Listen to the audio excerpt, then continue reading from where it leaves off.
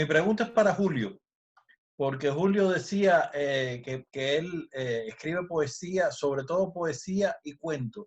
Y mi pregunta, Julio, es hasta dónde tu poesía está presente en tus cuentos. Sí, muy bien. Gracias, Jorge, por la pregunta. Gracias, muy buena pregunta. ¿Hasta dónde mi poesía está presente en los cuentos? Yo creo que al principio estaba muy presente y creo que fue una limitante también. La poesía tiende a ser, por lo menos lo que yo escribo, muy sintética, muy breve. Y, ah, y, y- y entonces lo que pasaba era que en los cuentos, entonces yo muchas veces tenía el problema de la extensión. Yo los quería más largos, pero no tenían alas. Y creo que era precisamente por eso, ¿no? Porque yo venía de la poesía, un poema es corto, por lo menos lo que yo escribo. Un poema es corto, es una página. A veces puede ser, yo tengo poemas de 5 versos, 4 versos. El problema es que, y ustedes no habían salido todavía con esta antología de microrelatos, ¿verdad? Pero tradicionalmente, bueno, si uno tiene en cuenta los cuentos de Cortázar, con excepción de muy pocos, Cortázar tiene cuentos de 60, 80 páginas. Los cuentos de Borges son largos, los de García Márquez, los de Alejo Carpentier, los de Juan Rulfo, no son cortos. Entonces yo sentía ese problema, ¿no? Sentía que esa era una limitante y tuve que luchar contra eso, ¿no? Creo que tenía el venir de la poesía me ponía también ese límite en cuanto a la extensión. Eh, Creo que en ese sentido creo que está ahí tal vez no la poesía en mi cuento. Pero gracias, buena pregunta, Jorge. Gracias, Julio. Me pregunto de los escritores ecuatorianos, ustedes de quién se sienten influidos o a quién admiran más. O sea, los autores ecuatorianos que no son ustedes. Marco va a hablar. Bien, listo. Por ejemplo, le recalco un poco el nombre de Iván Eves, por ejemplo. Es un tipazo para escribir novelas y cuentos también. Escribió la novela Huasipungo, Jorge Icaza. Entonces, como él es bastante realista desde esa óptica que escribe, desde la denuncia social, entonces a nosotros también nos va marcando, nos va influyendo, ¿no?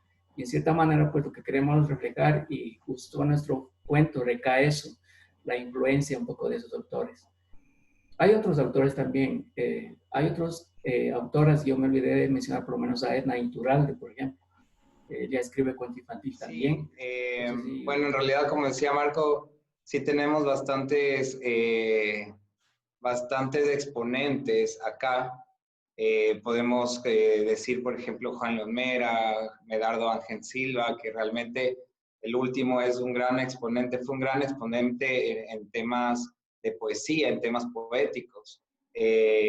Podemos hablar también de Juan, como les decía, de Juan Lomera, podemos hablar de, bueno, el autor de Huasipungo, como decía Marco, realmente sí nos impacta mucho porque crecimos con estas historias. Realmente en nuestra escuela, nosotros a muy temprana edad nos inculcan este tipo de lectura y nos inculcan todas las historias ecuatorianas que en algún momento fueron plasmadas por este tipo de autores que les comento y de las cuales nosotros tomamos mucha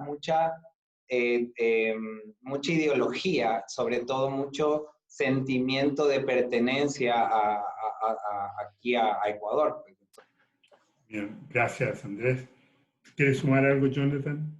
Sí, yo puedo agregar en este caso un nombre que ya se mencionó, pero que hoy por hoy se está rescatando mucho, es Pablo Palacios.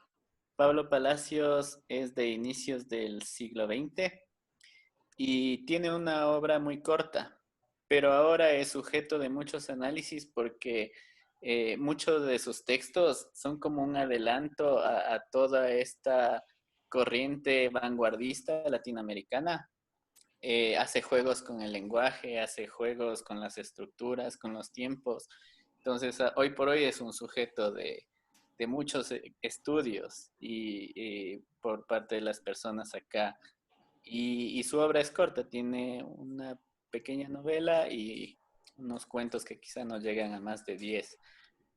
Está Jorge Carrera Andrade como poeta y también como escritor, porque tiene una visión, sí, es realista, pero a la vez es un realismo que se topa con las cosas crudas de la vida en el campo. Me agrada ese autor.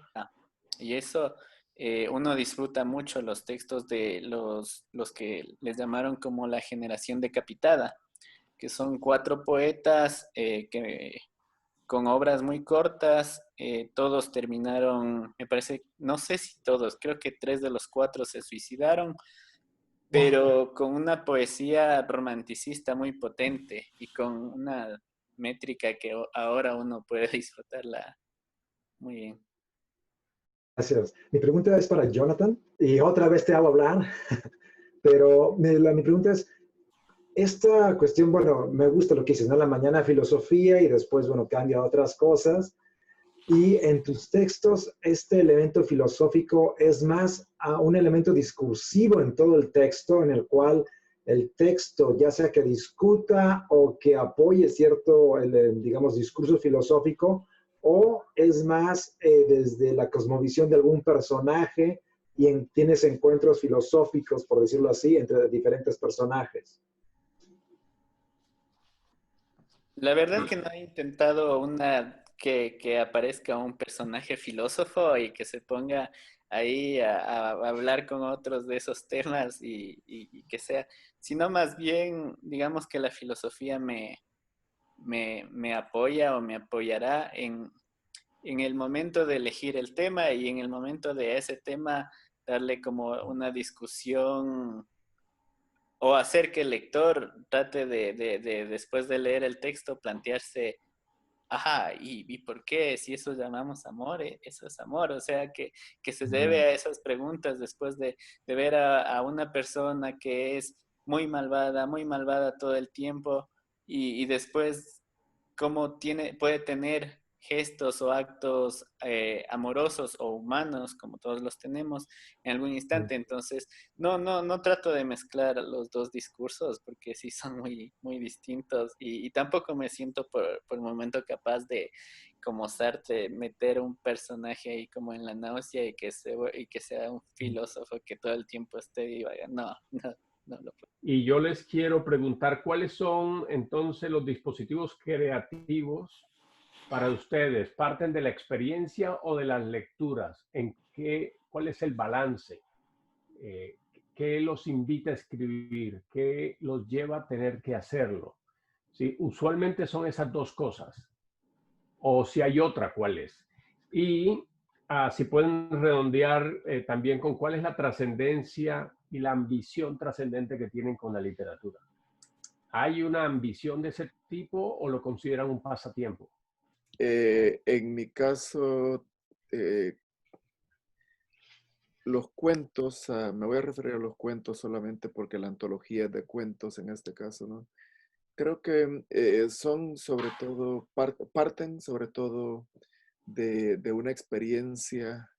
Alguien me contó algo, o si no recuerdo algo, algo enciende la chispa y recuerdo algo.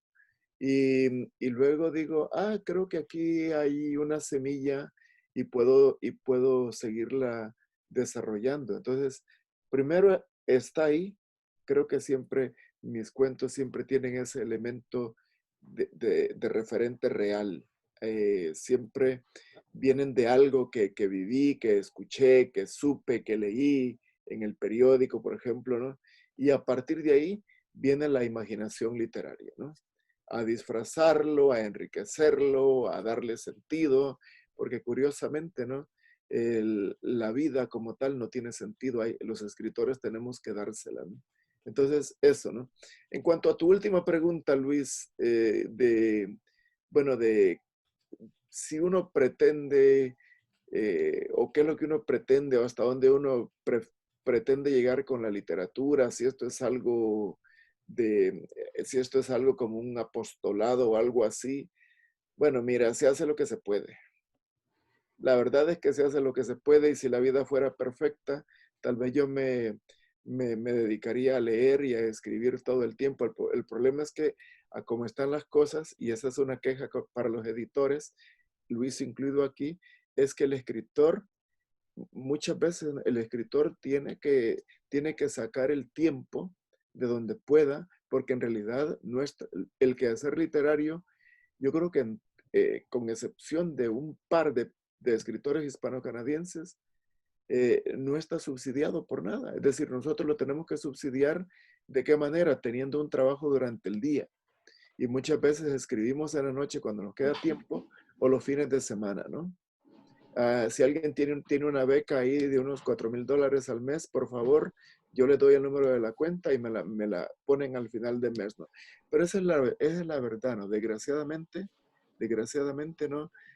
Tenemos que trabajar en otros lugares, en otros campos y hacer lo que se puede. Gracias, Julio. Me atraen más las experiencias que me cuentan otras personas cuando te cuentan algo, entonces hago mías sus experiencias para graficarlas. En cuanto al tema de la literatura, para mí es importante que exista como registro, más que para vivir de ella. Quizá hay todo un mercado, hay todo un marketing, hay un montón de escritores que son mucho más buenos que uno, entonces, pero me quedo con que sea un testimonio de alguien del siglo XXI en Quito, Ecuador, que pertenece a tal sitio, a tal situación social y que relató esto y que quede como testimonio. Gracias, Jonathan. Esta es una pregunta para Julio. Quisiera saber qué peso tiene el cuento en tu escritura actual. Imaginamos una balanza, poesía, cuento. ¿Cómo lo ves? Bueno, saben, María Elena, buena pregunta. Yo creo que, como todos, yo comencé con la poesía, como mucha gente, que eso es lo normal, ¿no? Y luego, he escrito muchos libros de poesía, no la abandono, ¿de acuerdo? No la abandono, la poesía se queda conmigo, pero poco a poco he ido también entrando a través de los años en el cuento y yo creo que la idea es llevar las dos cosas juntas. La idea es llevar las dos cosas juntas. Lo que pasa es que a mí la poesía me sale más fácil, ¿verdad? Para mí, el microrrelato que aparece en la antología, ese es el único que yo he escrito como tal, pequeñito. Pero los otros cuentos para mí son más largos y el problema es que para escribir un cuento más largo se necesita un bloque de tiempo muy grande, ¿verdad? Porque si uno va a escribir un cuento de 6, 8 páginas, ¿verdad? Eso no es dictar solamente, para eso hay que trabajarlo y toma tiempo, ¿no? ¿Verdad? Pero tengo ahí 3 cuentos que están, digamos, en preparación, ¿no? Y definitivamente, y además, bueno, y un segundo libro de cuentos también, ¿no? Es decir, a mí me gusta mucho la narrativa, porque obviamente hay temas y hay cosas que uno puede decir a través de la narrativa que no se pueden decir en la poesía. Pero excelente pregunta, María Elena. Y saludos hasta Australia, ¿sí? Gracias. Bueno, muchas gracias a todos por haber estado esta noche. Están casi 2 horas. Gracias a los autores, al público, a los que hicieron las preguntas. Estamos muy, muy contentos. Y también estamos muy contentos en la editorial Mapalé porque esta semana fue increíble. En 3 libros que hemos estado trabajando bastante, llegaron. Uno fue The Unending Journey de José del Pozo, que es la traducción del Viaje Interminable. Y bueno, próximamente les estaremos anunciando un lanzamiento que será pues también virtual. El otro es algo muy personal porque es de mi hermano, Este libro se publicó, se imprimió en Colombia. Es sobre ingeniería sismológica. Él es ingeniero civil. Este es su cuarto libro y estamos muy contentos de haber podido colaborar con la publicación de este. Y es muy importante porque hay muy poca literatura de ingeniería sismológica en español. Casi todos los libros son en inglés. Y, como saben, nos llegaron los libros impresos por fin aquí a la editorial de Relatos Entrecruzados. Y estamos muy contentos de saber que muchos autores ya lo tienen en sus manos. Así que muchísimas gracias a todos y los esperamos el próximo 11 de junio para la sesión con escritores mexicanos. Muchas gracias por acompañarnos a todos y le cedo la palabra a Ramón. No, mira, yo quería hacerte una pregunta. Me ha llegado mucha pregunta por aquí, por acá, en el email. ¿Cómo comprar este libro vía ebook? Ah, sí, para comprar lo tenemos tanto impreso como en ebook. En ebook e impreso lo pueden conseguir en Amazon y en impreso también, y una versión muy bella que la tenemos aquí, es en la editorial Mapalé. Pueden ir a editorialmapalé.com o a la tienda directamente, que es artemapalé.com. Si quieren compartir con sus contactos estos enlaces para ebook o el impreso, sería genial, porque ustedes saben que lo más difícil es llegar a más personas, ¿no? Podemos sacar estos libros, podemos publicarlos, hacer todo lo mejor que podemos, pero el reto está en llegar a muchos lectores. Bueno, solo me queda decirles que espero disfruten mucho los relatos de los 60 escritores que hacen parte de esta antología Relatos Entrecruzados, publicada por la editorial Mapalé y antologada por Ramón Sepúlveda. Muchas gracias y hasta la próxima. Bueno, gracias nuevamente.